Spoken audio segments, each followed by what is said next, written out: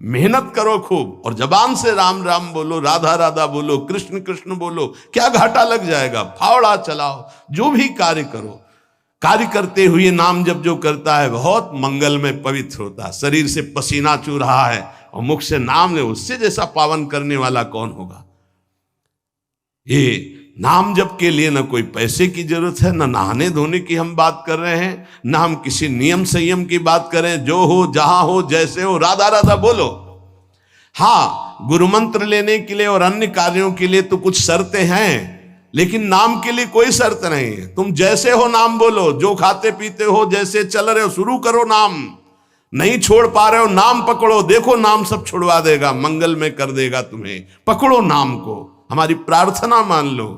अपवित्र पवित्र हो, चाहे तुम्हारा भोजन अपवित्र हो, चाहे तुम अपवित्र हो, नाम शुरू करो। नाम तुम्हारे हृदय को, शरीर को, सबको पावन कर देगा। ईशोहम सर्व जगता नाम, नाम नाम विष्णुर ही जाप कहा। सत्यम सत्यम बदाम्ये हूं, हरिर्नान्या गतिर्नृणाम। देखो मैं तुमसे सत्य कहता हूं, महादेव जी कह रहे हैं पार्वती जी से। ईशो हम सर्व जगताम, मैं संपूर्ण संसार का ईश्वर देवाधिदेव महादेव हूं। पर नाम नाम विष्णुर ही जाप कहा। सत्यम सत्यम बदाम्ये हूं, हरिर्नान्या गतिर्नृणाम। मैं भी नाम जप करता हूं, तुमसे सत्य सत्य कहता हूं कि जो भी मैं कल्याण गति परम पद देता हूं, सब नाम जप के प्रभाव से देता हूं। जब मैं नाम जप करता हूं तो और सोचो, सबको नाम जप करना चाहिए। जब इस प्रकार भगवान के पार्षदों ने वर्णन किया तो अजामिल देखा कि यमदूत वहां से यमपास से छोड़कर अजामिल को यमराज के पास गए और कहा, भगवान इस संसार में आपके सिवा और कोई भगवान है क्या? हम तो आज तक यही समझ रहे थे कि आप ही भगवान हैं। इधर अजामिल जब यम पास से छूटा तो आंसू आ गए भगवान के पार्षदों को देखकर, और हाथ जोड़ा, मानो कहना चाहता है कि जिसका पुत्र के बहाने से नाम लिया तो ये लाभ मिल गया, अगर मुझे कुछ ही क्षण मिल जाए तो मैं कई बार नाम जप कर लूं, इतना अवसर मिल जाए। पार्षदों ने देखा है कुछ प्रार्थना करना चाहता है, उसी समय अंतर्धान हो गए। वो तो अंतर्यामी, सब जानने वाले। अजामिल ने सुन लिया था नाम की महिमा, बस संपूर्ण मनोवृत्ति नाम में एकदम लगा दी। सर्व पापहारी भगवान के नाम की महिमा सुनकर अजामिल अंदर ही अंदर भारी प्रायश्चित किया कि ओहो, ऐसे महामंगलमय नाम को भूलकर मैं कितने नीच आचरण में लग रहा था। धिक्कार है मुझे, धिक्कार है, मैं बार बार अपनी निंदा करता हूं। हाय हाय, मैंने कितना बड़ा अपराध कर दिया। अपनी पत्नी, पुत्र, परिवार, माता पिता, धर्म सबका त्याग कर वैश्यागामी हुआ, पर आज एक भगवान के नाम ने मुझे बचा लिया। अब नहीं, अब तो इस एक एक श्वास में नाम ही नाम केवल चलेगा। अज्ञानवश मैंने जो जो अपराध किए, अब एक भी क्षण नाम को नहीं छोड़ूंगा। देखो, जैसे अजामिल जी बोल रहे हैं वैसे अपने को भी बोलना है। अज्ञानवश मैंने बड़े अपराध किए, अब एक क्षण भी नाम को नहीं छोड़ूंगा, नाम हर समय चलाऊंगा। भगवान के पार्षदों की कृपा से नाम की महिमा सुनकर अजामिल नाम जप करके परम पद को प्राप्त हुआ। भगवान की कृपा हम सब पर है, जो हमको नाम महिमा सुनने को मिल रही। कलिकाल है, बहुत ही श्रवणेन्द्री में कृपा हो रही, जो ये बातें सुनने को मिल रही, पकड़ लीजिए। यमदूत गए, यमराज जी से कहा कि भगवान, आज तक तो हम यही समझते रहे कि आप ही हमारे भगवान हो, आपके सिवा और कोई है क्या? संसार में 3 प्रकार के कर्म देखे जाते हैं, पुण्य पाप दोनों मिश्रित। उन सब का दंड देने वाले आप हैं।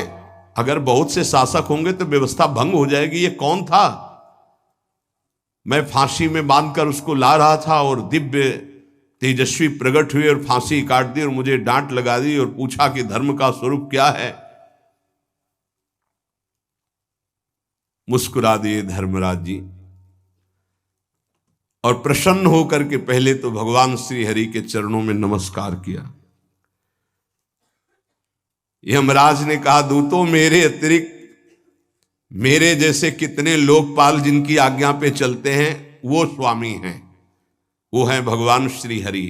उन्हीं भगवान श्री कृष्ण के अंश से ब्रह्मा विष्णु और महेश ऐसे उत्पत्ति होती है। अलग अलग ब्रह्मांडों में ये अलग अलग सेवाएं हो रही।